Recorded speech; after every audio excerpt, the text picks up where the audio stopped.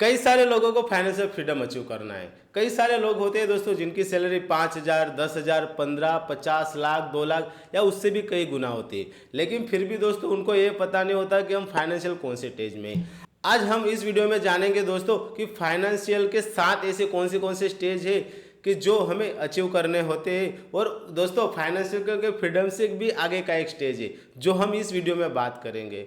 तो दोस्तों पूरा वीडियो इसको देखिएगा जिससे कि आपको यह मालूम करने में पता चलेगा कि कहीं आप अलग स्टेज में तो नहीं हो और एक्चुअली आपको कौन से स्टेज में होना चाहिए और क्या अचीव करना चाहिए। तो फाइनेंशियल के आज हम 7 स्टेज में जानेंगे कि कौन कौन से फाइनेंशियल स्टेज को पार करके हम फाइनेंशियल फ्रीडम अचीव कर सकते हैं। चलिए दोस्तों आप और मैं यानी महेश बच्चा बढ़ते हैं सुकून भरी जिंदगी की ओर। दोस्तों जैसे कि हमने पिछले 4 स्टेजेस में हमने देख लिया है कि विकी को फाइनेंशियल अवेयरनेस हो चुकी है, वो धीरे धीरे बुक रीड कर रहा है, कई लोगों का सर्कल बना लिया है। अगर आप इस वीडियो को पहली बार देख रहे हो तो पीछे मैंने 4 स्टेप ऐसे बना के रखे हैं जिसकी वजह से एक आम लड़का कि जो कॉलेज में अभी अभी नया गया है वो अमीर कैसे बनेगा, उसी 50 वीडियो की सीरीज हम चला रहे हैं।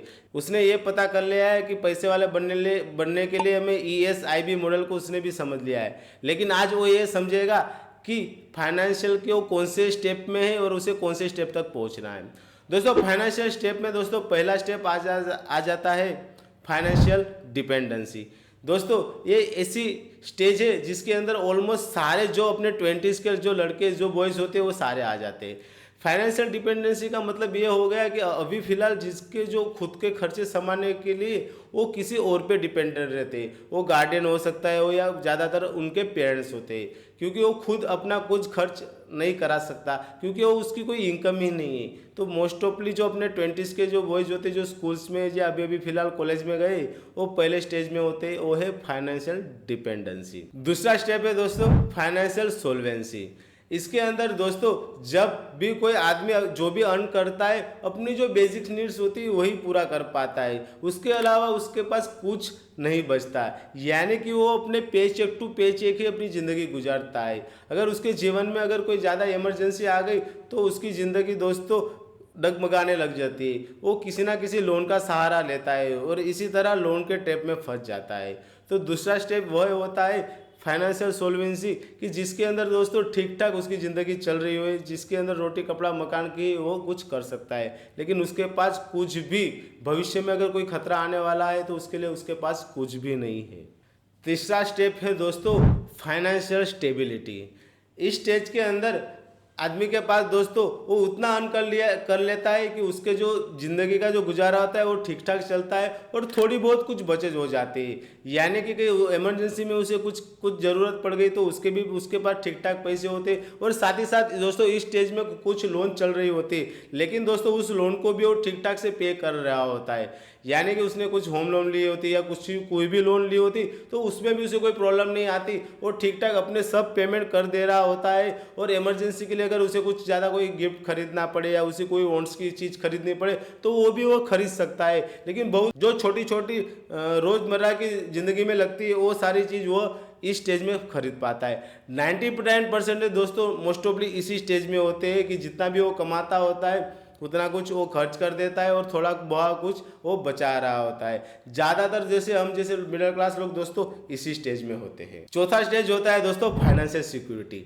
इसके अंदर दोस्तों जो एक थोड़ी राहत की सांस लेता है बंदा, क्योंकि दोस्तों इस स्टेज के अंदर क्या हो जाता है कि उसके जितने भी वांट्स होते हैं, कितनी भी इच्छाएं होती है, जितने भी नीड्स होते हैं वो सारे वो इस स्टेज के अंदर पूरी कर पाता है। साथ ही साथ दोस्तों वो अपने रिटायरमेंट के लिए भी प्लानिंग कर पाता है और साथ ही साथ उसके 6 महीने का कॉर्पस उसके बैंक के अंदर FD में पड़ा होता है। उससे क्या हो जाता है दोस्तों, अगर खुदा ना खास्ता उसके भविष्य में अगर कोई ऐसी प्रॉब्लम आ गई जिसकी वजह से कि मान लीजिए उसकी जॉब चली जाए या उसे हॉस्पिटलाइजेशन होना पड़े, फिर भी दोस्तों उसकी फैमिली जैसे वो महीने का गुजारा कर रही थी वैसे ही गुजारा करता रहेगा। मान लीजिए उसकी जॉब चली गई तो उसके पास 6 महीने का टाइम है कि वो अपनी मन चाहती जॉब में चला जाए। मैं कई सारे लोगों को देखता हूँ दोस्तों, उनके पास कोई 6 महीने का एक्सपीरियंस नहीं होता, उससे हो क्या जाता है, अगर रिसेंटली अगर कोविड जैसा टाइम आए अगर उसकी जॉब चली जाती है तो अगर उससे दूसरी जॉब तुरंत के तुरंत हासिल करनी होती है, उसके अंदर हो क्या जाता है, अगर दोस्तों 20s में भी वो घबरा जाते हैं और वो घर का फैमिली कैसे चलेगा, बिल कैसे देंगे, रेंट कैसे देंगे, इसी हालत में दोस्तों वो डाउनग्रेड में भी जॉब कर लेता है, चाहे उसे वो जॉब पसंद हो या ना हो। इसलिए दोस्तों फाइनेंशियल सिक्योरिटी स्टेज के अंदर वो एक राहत की सांस लेता है कि उसके पास 6 महीने का समय है अपनी नीड्स के लिए, अपनी वांट्स के लिए और अपनी सारी ज़रूरतों को वो पूरा कर पाता है।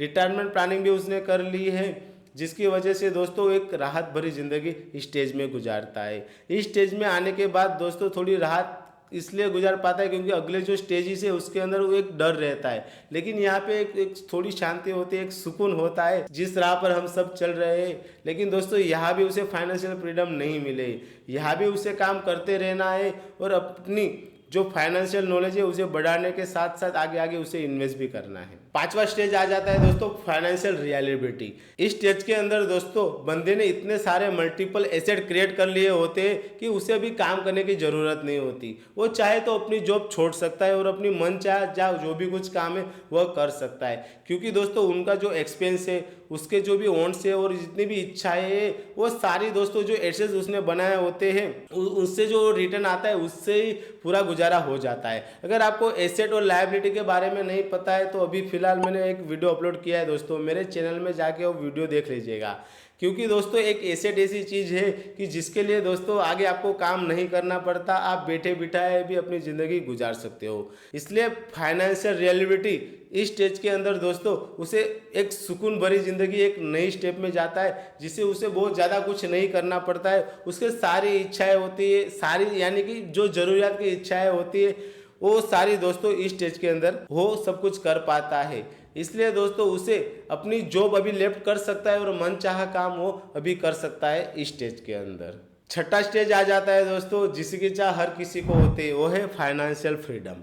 फाइनेंशियल फ्रीडम होने का मतलब यह है दोस्तों कि उसे अभी दोस्तों कोई काम करने की ज़रूरत नहीं है। जिसके जितने भी वांट्स है, जितने भी नीड्स है, जितने भी उसकी ज़रूरियात है, जितने भी दोस्तों उसकी जो कुछ भी वो चाहता है, जिसके लिए वो सर्वाइवर करने के लिए जितना भी पैसा उसे चाहिए वो उसके इन्वेस्टमेंट के थ्रू ही वो हासिल कर पाता है। उसे पैसे को लिए इसके अंदर काम करने की ज़रूरत नहीं होती। लेकिन दोस्तों यहाँ पे एक तकलीफ ये आ जाती है दोस्तों, कई सारे मैं लोग देखता हूँ कि वो इस स्टेज पर आने के बाद क्या कर देते हैं कि अपनी लाइफस्टाइल चेंज कर लेते हैं। यानी कि उनका गुजारा अगर 30,000 में हो रहा था तो दोस्तों वो क्या कर लेते हैं कि उनका एक्सपेंस बढ़ा देते हैं और वो 50, 60 या लाख तक चले जाते हैं। कई सारे लोग होते हैं दोस्तों जो फाइनेंशियल फ्रीडम हो सकते थे लेकिन अपनी लाइफस्टाइल इतनी चेंज कर लेते हैं कि उनकी वजह से दोस्तों फिर से दोस्तों ये फाइनेंशियल के ट्रैप में फंस जाते हैं और फिर से उन्हें पैसों के लिए काम करना स्टार्ट कर देते हैं। लेकिन अगर इस स्टेज में अगर आप आ गए हो दोस्तों तो फाइनेंशियल फ्रीडम का मतलब ये है दोस्तों कि आपको काम करना बंद नहीं करना है।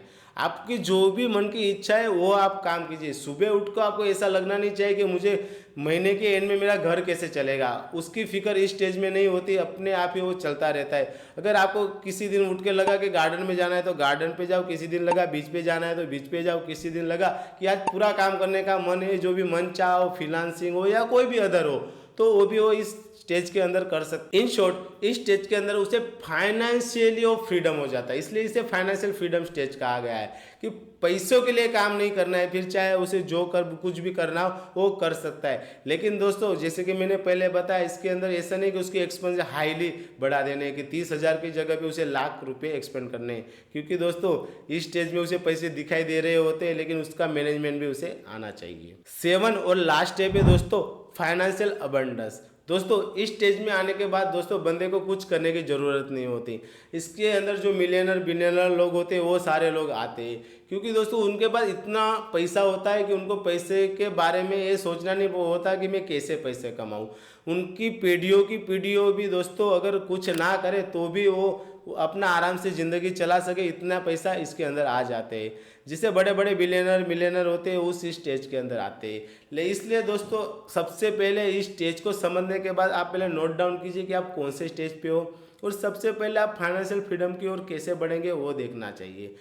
पैसे बहुत ज़रूरी है दोस्तों, लेकिन पैसा ही सब कुछ नहीं है। इसलिए कई सारे लोग कहते हैं कि पैसा तो भगवान है, और कई सारे लोग होते हैं जो पैसे को इम्पोर्टेंट ही नहीं देते।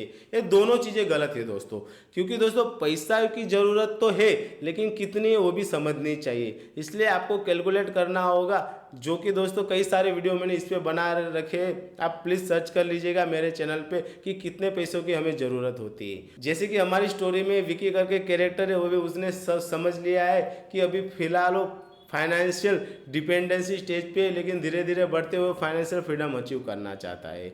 इसलिए दोस्तों हर एक स्टेज पे आपको समझना होगा कि आप कौन से स्टेज पे और कौन से स्टेज की ओर आपको जाना चाहिए। बस यही इस वीडियो में समझने लायक है। प्लीज़ मुझे आप कमेंट में बताइए कि आप कौन से स्टेज पे हो, जिससे कि आने वाले स्टेज पे आप कैसे बढ़ोगे। उस तरह का ही कंटेंट मैं इस चैनल पे लाते रहता हूँ, इसलिए इस चैनल को लाइक और सब्सक्राइब कर दीजिएगा दोस्तों, क्योंकि मैं भी खुद इसी स्टेप को फॉलो करते हुए अपने फाइनेंशियल फ्रीडम की ओर अचीव करूंगा। जब मैं अचीव कर लूँगा तब बहुत सारे दोस्तों इस वीडियो को देखेंगे, यार इस तरह की वीडियो को मेरी चैनल पे देखेंगे। लेकिन दोस्तों अभी फिर भी मैं ये चैनल पे वीडियो डालते रहूँगा, जिससे कि अगर एक बंदे का भी अगर भला होता है तो मैं अपना वीडियो बनाने को सार्थक मानूंगा। मिलते हैं इसी तरह के वीडियो में, बने रहिए महेश बच्चा के साथ। Signing off. जय हिंद।